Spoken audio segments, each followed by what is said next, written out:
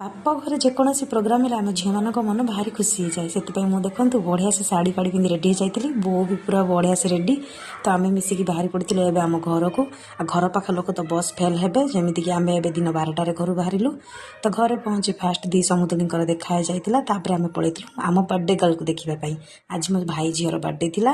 ତ ସେଠି ତ ସେ ଶୋଇ ପଡ଼ିଥିଲା। ତାପରେ ଆମେ ସମସ୍ତଙ୍କୁ ଘରେ ଭେଟ କରିଦେଇଥିଲୁ।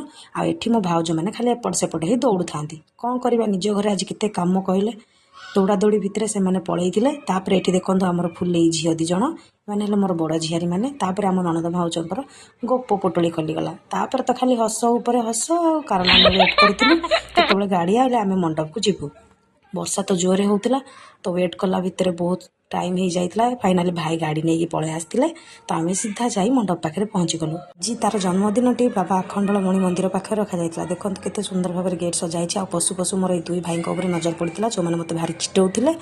ଦେନ୍ ଆମେ ଲେଟ୍ ପହଞ୍ଚିଲା ବେଳକୁ ଅଲରେଡ଼ି ଲୋକମାନଙ୍କର ଖିଆପିଆ ସବୁ ପ୍ରୋଗ୍ରାମ୍ ଷ୍ଟାର୍ଟ ହେଇଯାଇଥିଲା। ମୁଁ ଟିକେ ଭିତରୁ ବୁଲି ସମସ୍ତଙ୍କୁ ଦେଖେଇ ଦେଉଥିଲି। ତାପରେ ମୋର ନଜର ପଡ଼ିଥିଲା ଏଇ କ୍ୟୁଟ୍ କ୍ୟୁଟ୍ ଟେଡି ଉପରେ। ଆଉ ସେମାନେ ବହୁତ ଏଣ୍ଟରଟେନମେଣ୍ଟ କରୁଥିଲେ ଲୋକମାନଙ୍କୁ। ଆଉ କ'ଣ, ଆମ ବର୍ଥଡେ ଗାର୍ଲର ତ ଫଟୋସୁଟ୍ ଚାଲିଥିଲା। ସେ ତ ପୁରା ବ୍ୟସ୍ତ ଥିଲା। ତ ସମସ୍ତଙ୍କୁ ଦେଖାଦେଖି କରିସାରିଲା ପରେ ଏଇ ପାଣ୍ଡାଟି ଭାରି ସମସ୍ତଙ୍କୁ ହଇରାଣ କରୁଥିଲା। ତାପରେ ଦେଖନ୍ତୁ କେତେ ସାରା ଲୋକଙ୍କର ଧୀରେ ଧୀରେ ଗହଳି ବଢ଼ିବାରେ ଲାଗିଥିଲା। ଆଉ ଏଠି ଆମେ ପଳେଇ ଆସିଥିଲୁ ସମସ୍ତେ ଟିକେ ଟିକେ ଫଟୋସୁଟ୍ କରିବା ପାଇଁ। ଆମେ ନଣନ୍ଦ ଭାଉଜ ଆଉ ଆମ ଛୁଆମାନଙ୍କ ସାଙ୍ଗରେ ବହୁତ ଫଟୋ ଉଠାଇଥିଲୁ। ଆଉ ଏଠି ଦେଖନ୍ତୁ ମୋ ଝିଆରୀ ସାଙ୍ଗରେ ବି ମୁଁ ଉଠାଇ ଦେଇଥିଲି। ଆଉ ମୋ ପୁଅର ତ କଣ୍ଢେଇ ସାଙ୍ଗରେ ଭଲ। ଆଉ ଦେଖନ୍ତୁ ମୋ ଭାଉଜମାନେ କେତେ ସ୍ୱାର୍ଥପର, ମୋତେ ନ ଡାକି ଆଗେ ଖାଇ ପଡ଼ୁଥିଲେ। କିନ୍ତୁ ମୁଁ ନ ରାଗି ମୁଁ ବି ତାଙ୍କ ସାଙ୍ଗେ ଜଏନ୍ ହେଇଯାଇଥିଲି ଗୁପଚୁପ୍ ଖାଇବାରେ।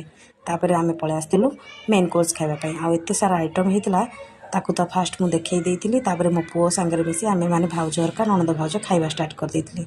ଆଉ ଏଠି ମୋ ବୋଉ ବଡ଼ ବୋଉ ମିଶିକି ଖିଆପିଆ କରୁଥିଲେ। ତାପରେ ଭେଟ ହେଇଯାଇଥିଲା ସବୁ କୁଣିଆ ବନ୍ଧୁବାନ୍ଧବଙ୍କ ସାଙ୍ଗରେ। ଆଉ କ'ଣ, ସମସ୍ତେ ଏକାଠି ବସିକି ଖାଇ ହସି ହସି ଗପିବାରେ ଯେଉଁ ଖାଇବାରେ ମଜା, ସେଇଟା କ'ଣ ଆଉ କେଉଁଠି ଆସିବ। ତାପରେ ମୋର ଭେଟ ହୋଇଗଲା ମୋର ଭଉଣୀ କମ୍ ସାଙ୍ଗ ସାଙ୍ଗରେ। ବହୁତ ଦିନ ପରେ ତା ସାଙ୍ଗରେ ଦେଖା ହେଇଥିଲା। ସମସ୍ତଙ୍କ ସାଙ୍ଗରେ ହସ ଖୁସିରେ ଆମର ଖିଆପିଆ ଆରମ୍ଭ, ଗପସପ ଆରମ୍ଭ ହୋଇଯାଇଥିଲା। ଦେନ୍ ଲାଷ୍ଟରେ ମୋର ଭେଟ ହେଇଥିଲା ମୋର ପିଇସି ଅପା ସାଙ୍ଗରେ, ଯିଏକି ଭୋଜିରେ ସବୁଠୁ ଲାଷ୍ଟରେ ପହଞ୍ଚିଥିଲେ। ତାପରେ ସମସ୍ତଙ୍କ ଭିତରେ ଦେଖନ୍ତୁ ଏଇ ପାଣ୍ଡାଟି କେମିତି ସବୁ ଛୁଆମାନଙ୍କ ସାଙ୍ଗରେ ଖେଳୁଥିଲା। ଆଉ ସବୁ ଛୁଆମାନେ ବି ତା ସାଙ୍ଗରେ ବହୁତ ଏନ୍ଜୟ କରୁଥିଲେ। ୟା ଭିତରେ ଆମ ଝିଅର କେକ୍ଟି ଆସି ପହଞ୍ଚି ଯାଇଥିଲା। ତା ସାଥିରେ କିଛି ଫଟୋ ଉଠାଇ ଫାଇନାଲି କେକ୍ କଟା ଆରମ୍ଭ ହୋଇଥିଲା। କେକ୍ କଟା ସରିଲା ଭିତରେ କିଏ ଖାଉ ନ ଖାଉ, କିନ୍ତୁ ମୋ ପୁଅମାନଙ୍କର ତ ସେଥିରୁ ବାଛି ବାଛି ଚକୋଲେଟ୍ ଖାଇବାଟା ନିହାତି ଦରକାର ଥିଲା। ତ ସବୁ ସରିଲା ପରେ ମୁଁ ଟିକେ ପଛ ଆଡ଼କୁ ପଳେଇ ଆସିଥିଲି, କାରଣ ଏଇ ମନ୍ଦିରଟି ଆମର ବ୍ରାହ୍ମଣୀ ନଦୀ କୂଳରେ ଥିଲା। ଯେତେ ବର୍ଷା ହେଇଛି ନଦୀଏ ପାଣି ପୁରା ଫୁଲ୍ ହେଇଯାଇଥିଲା। ମୁଁ ଏଠିକି ଆସିବାର କାରଣ ଏଠି ମୋ ଭାଉଜମାନେ ବସିକି ସବୁ ସୁଖ ଦୁଃଖ ହେଉଥିଲେ। ଦେଖନ୍ତୁ ତାପରେ ମୁଁ ବି ତାଙ୍କ ସାଙ୍ଗରେ ଟିକେ ଜଏନ୍ ହେଇ ଆମେ ସବୁ ନଣନ୍ଦ ଭାଉଜ ଟିକେ ଦାନ୍ତ ଦେଖେଇ ଦେଇଥିଲୁ।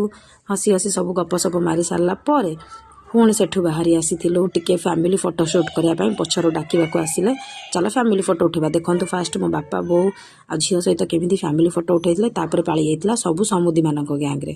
ଦେନ୍ ଗୋଟେ ଫୁଲ୍ ଫ୍ୟାମିଲି ଫଟୋ ନେଇ ଆରମ୍ଭ ହୋଇଯାଇଥିଲା ଛୁଆମାନଙ୍କର ସବୁ ଡ୍ୟାନ୍ସ କରିବା। ଏତେ ଡ୍ୟାନ୍ସ କରିଥିଲେ ଯେ ଷ୍ଟେଜ୍ ଭାଙ୍ଗିବା ଉପରେ ଥିଲା। ସେ ଛାଡ଼ନ୍ତୁ। ତାପରେ ମୋ ପୁଅ ଏଠି ପଳେଇ ଆସିଥିଲା ତା ମାମୁଁକୁ ଘୋଷାରିବାକୁ, ଆସେ ନାଚିବା, କିନ୍ତୁ ମାମୁଁ ତ ଶୁଣିବାକୁ ନାହିଁ। ତାପରେ ଫାଇନାଲି ଆମେ ଘରକୁ ପଳେଇ ଆସିଥିଲୁ, କାରଣ ସନ୍ଧ୍ୟାରେ ଆମର ସତ୍ୟନାରାୟଣ ପୂଜାର ଆୟୋଜନ କରାଯାଇଥିଲା। ଆଉ ଏଠି ଦେଖନ୍ତୁ ଆମ ଝିଅ କେମିତି ସୁନ୍ଦର ଭାବରେ ଠାକୁରଙ୍କୁ ନମ କରୁଛି।